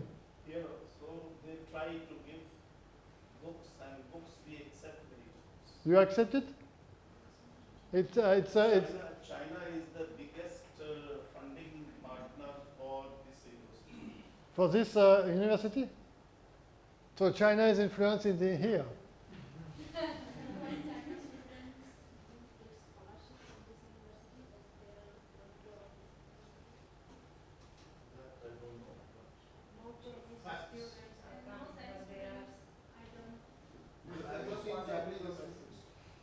Do they have access to the database of the students? No, they do, but it's there. Have you seen any Korean or Japanese students? No, because one Korean was here for the lecture. Lecture, yes, they are teaching Korean also, but you see, that is a different issue. Yes, China is a big country. It's a big contributor to the funding of that. It's a big. They're contributing to the resources of that. We can create a debate, but without the camera. No, it's not a question of debate. These are facts. These are facts. Why, I don't know, so I cannot say. So, but there is a but to conclude. As far as I know, China is the first example China's soft power is monitoring by thousands of scholars in the world, specifically from 2008 and the Olympic Games and 2011. We have seen the results. And rapidly speaking, we have seen the result in the year 2020 and 21. Suddenly, the image of China changed in a very, very rapid manner within 1 year and 1 year and a half. You remember the year 2020? Yes. And the year 2021, so we have the COVID. And you were asking how to evaluate. One of the solutions to evaluate is to manage some surveys. And here I present 3 surveys. One from the Pew Research Center with the US-based one. You see the image of China from, it's too small, sorry, but it switched suddenly in that year, specific year, in the Australia, UK, Germany, Netherlands, when the blue lines rise up and the gray lines decline. But it's not only for COVID. In each country there was a case. In each country, there was a problem between the local government and the China. For example, Canada, the case is called the Michael. The Michael? Yeah. There were 2 citizens called Michael, which were put in jail without any trial in China. They were Canadian citizens. And it takes 2 years. So, of course, the public opinion of Canada was aware of the case of the Michael. So public diplomacy can say, oh, we are the best of the world, we have very good movies, very good food, very good health, very good universities. But when foreign policy is not aligned, when the stories is not coherent, where the mechanisms we rely on are different, it creates some problem. And the results can be seen here. In the US, we don't take care. In Canada, you've got the case of Michael. You see Sweden, how the difference is big? Because there was a Swedish citizen from Chinese origin, which was put in jail arbitrarily in China. So, of course, the Swedish opinion was aware with a lot of reports in the newspaper. It's normal. So public opinion can switch despite all the good words promoted, all the good foods, and all the other elements of a public diplomacy operations. Whatever is the story, we come close, sorry, whatever is the story, whatever is the storytelling, whatever are the arguments, as I tried to mention before, if the reality is not aligned, it creates a problem. We've got the Japan case is always a problem because they are not very friendly together. And the UK, also, it's interesting to how it switched. It switched because of Hong Kong. You know how Hong Kong was a, yes? We are not getting this. I am not getting this. You are not? Getting this. He is not able to understand this. He is not able to understand what is being shown there. Ah. We see one line is the gray line, the green line says favorable to China. The blue line says unfavorable perception of China. So it reflects the position of each of the sample of citizens in each country, Australia, UK, Germany, Netherlands, and the different position on China. Do you have a positive image on China or not? And it's rapidly changed according to different local situations, different national situations. So it's a principle of a survey with this very professional unit with a clear methodology. So we cannot discuss the content of the survey. Okay? So you get it? Is it clearer? I think we have to move. Another survey. So here it's a feeling toward China among Europeans. Okay? And change of feelings toward China among Europeans in the past 3 years. So it's very too small. So it's a report coming from a Czech university, which are doing a very good work, and it shows the percentage of this blue line is in 3 years, the percentage increase of that for an unfavorable view on China issue from the UK citizens. So you see all these countries were rapidly perceiving China in a negative manner, and only 2 countries or 3 countries were perceiving China in a positive manner, which are respectively Russia, Serbia, and Latvia, which is rushing. It's the 2 countries are close. Latvia is a Russian minority. Serbia is always in favor of Russia, and Russia is Russia. So it shows the switch of public opinion, the switch of public perceptions, which can be also monitored through different aspects. It's a little bit too technical for you, I agree, but I argue here that we can, despite, we go back here, I get that despite foreign policy, public diplomacy, and the action of states, the perceptions can be different. This is a key point, the perception what can be different. Whatever you tell a nice story, or harmony, or French human rights, or freedom of citizens in the US, or I don't know, for India, whatever it is, it could be different. They could have different perception by the target, which is the local citizens.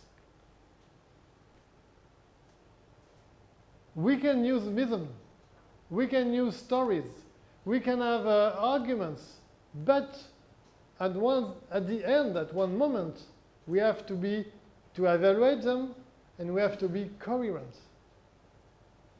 Some countries don't care, some countries care, but that's the reality. So I hope you see. I know that you are far from your normal basis of literature, but I hope you see that this framework I mentioned today, and for the 5 words here, can be illustrated here.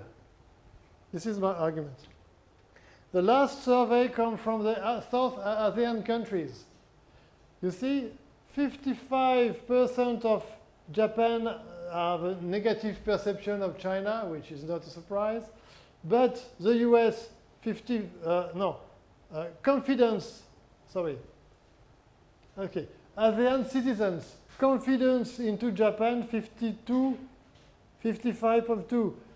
at the end, confidence in the US 52.8, which is for me a surprise, but the EU 48, and no confidence from China in the region 58.1, which is a huge amount of ASEAN citizens who doesn't trust China in its own country, as Vietnam,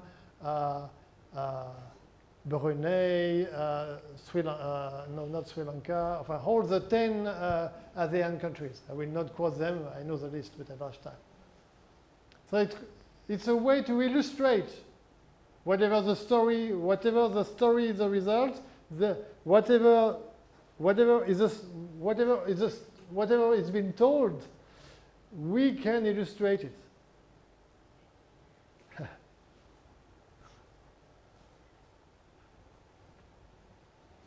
So this one is in French, so it's too difficult, but here it's too difficult for you, but there is a French unit research which has done the similar approach to the Chinese narrative.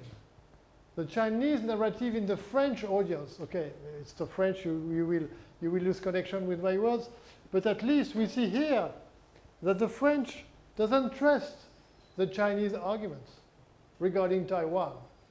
The French doesn't trust the Chinese argument regarding Taiwan. Okay, so despite any narratives, I like this slide because it's a recent one. It was done in February this year. 4,000 people were French citizens were being asked about, do you believe the argument of China on Taiwan? And the majority of French says, no, we don't believe it. They prefer the words of Taiwan. You see, 52.4. Only the Chinese, this argument, this is the argument of the Chinese. Only the Chinese government is legitimate to decide the Taiwan's future. You understand this argument? 52.4 French citizens says no. You get my point? It's maybe you are lost, but at least we can illustrate the reception of storytelling, myths, and narratives. We can illustrate it, and it's more difficult with, let's say, Bangladesh. You're from Bangladesh, huh? It's more difficult because it's less visible, it's less organized. But at least for any countries, we can do something. But of course, I'm not telling to diplomats. Conclusion. Every country may use resources. Every country may use resources, whatever it is. Narrative could be understood, analyzed, and many tools exist. This is the first conclusion of the first day. Every country may use a resource to tell a story. A narrative could be understood and could be analyzed, and many tools exist. And that's my daily job. And tomorrow we will see, we have seen rapidly, too rapidly, the Chinese case. We'll see on a longer manner a video first, and then the South Korean case, and then last day, a very invisible country, wants to become more visible, which is Kazakhstan, not Kazakhstan, Kazakhstan. Because I have a connection with that, and I've made a chapter in my last book. I never have done a similar work on India. And there is not a lot of research on Indian soft power, which is very strange. There is not a lot of research on Indian soft power. What are the arguments told by China for the rest of the world? It's another topic. I will not discuss it. Is there I see that you are closing your computer and closing your mind at the same time. Is there still remaining questions? Question, not a questions. At least you are open for 3 lectures, some new angles connected with the core of this let's say, curricula, not world literature, but epic, and connected with modern epic. And it works, and it's very interesting. Yes, there was a question there, another question there? Yeah? Yes, maybe this is a little political issue, but as Argentina is facing civil war. No? I think some people comment or say that this is actually is a part of the proxy war between China and US. So, any comment on this? I am authorized to do some comment on that. This is foreign policy issue.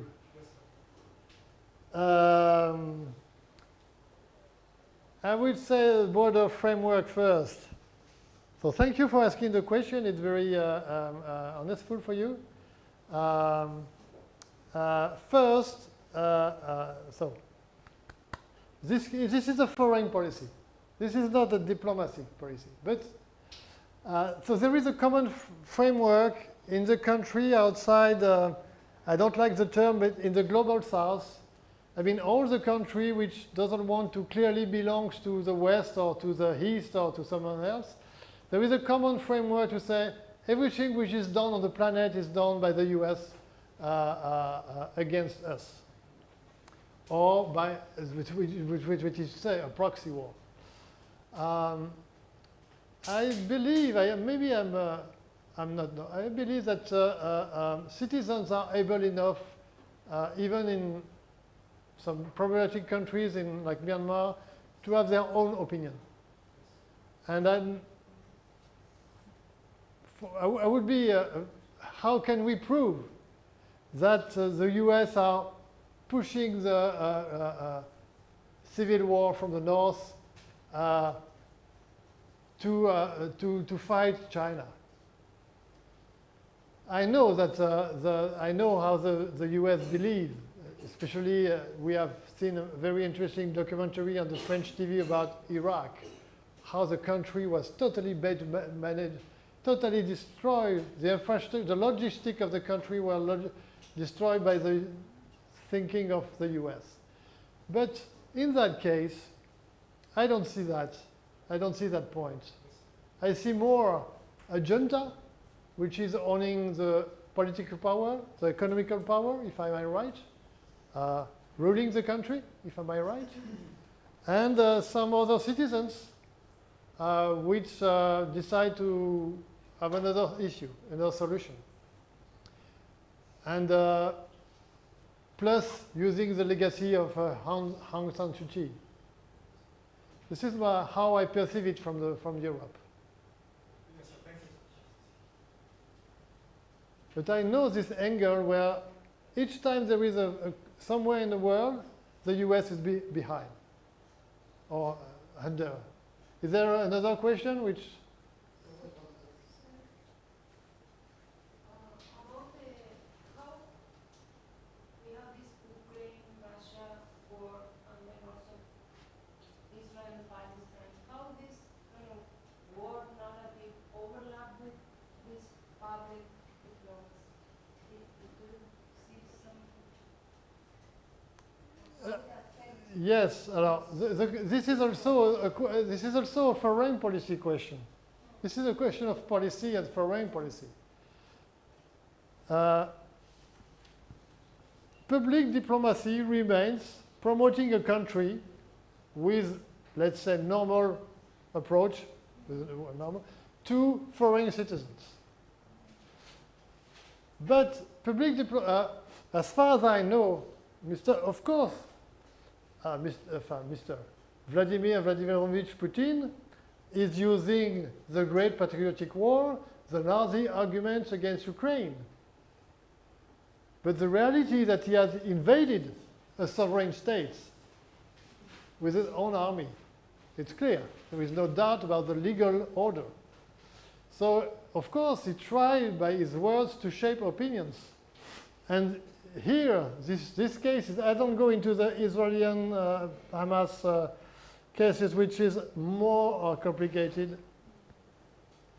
But Russia, Ukraine, of course, at least Russia tried to use all the elements which are possible.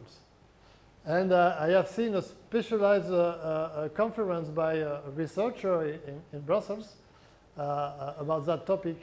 There is a list, long list like this, about Russian interference, Russian influence, Russian political actions. So in that case, all the lines are blurred. I was mentioning that before. The lines may be blurred between all these two, plus disinformations. And then it creates an actual cocktail. But we see there is a clear intentions in the wording of Vladimir Vladimirovich Putin. The West is decadent. The West is against us, and the West wants to destroy the Russian Empire. Okay, he has a narrative. But there are narratives from many sides.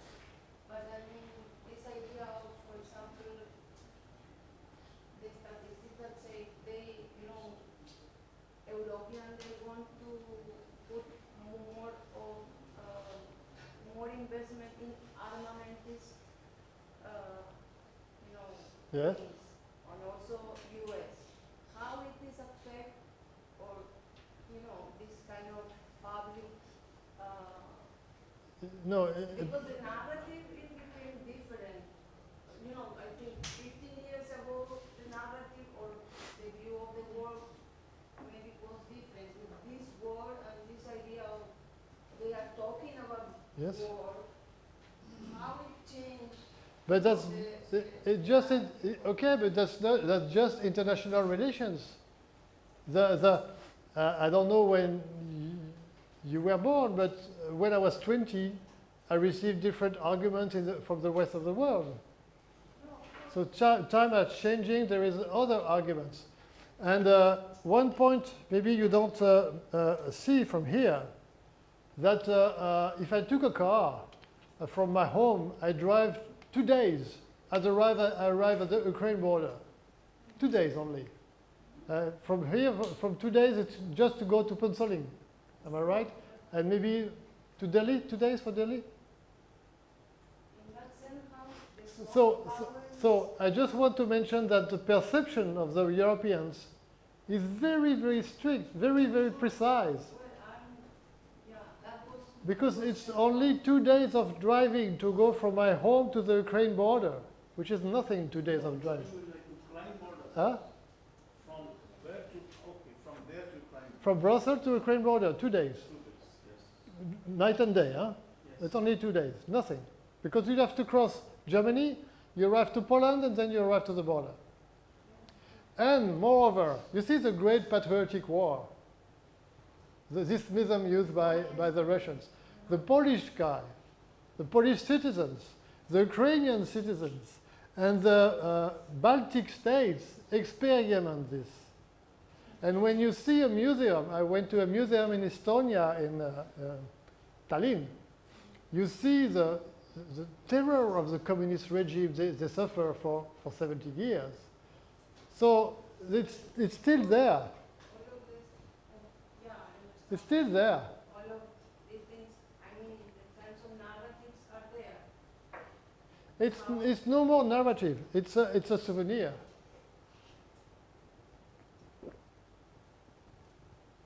Souvenir is also part of narrative. Yes, that's true. That's true. That's true. That's true. That's true. There are facts which are forgotten. And then you have different, even, for example, we have here some colleagues from Serbia. Maybe she has, she will develop some narrative from another history and another way of seeing. Yes, that's true. So we have, as you say, as academics, we have to have kind of analyze different points of view. That's true. Yeah, that's true. Yeah, I make a big difference between an academic and a citizen. Yeah. As a citizen, I am free to decide to vote and to express myself. As an academic, I have a sort of suspensive position. Yeah. That's why it's difficult to speak from different topic. in particular Israel-Palestine topic. And if, of course, as a guest here, I will not comment the foreign policy of India, because I'm a guest. And when I was teaching in China, I didn't say that to the Chinese. Because if I say China to the Chinese, they raise up their hand and say, "Sir, you are wrong. I have the truth." So it's useless. When I was teaching in China, I speak to them about that, but from Europe cases. Just because it's useless to say that.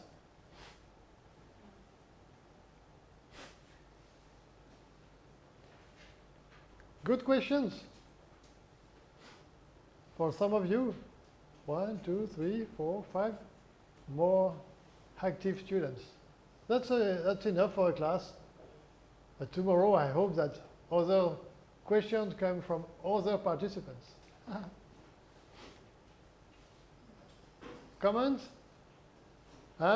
Keep one point. Modern epic, public diplomacy, communication, foreign policy. This is the line I describe it to you. I do that for 2 other lectures tomorrow. It's okay?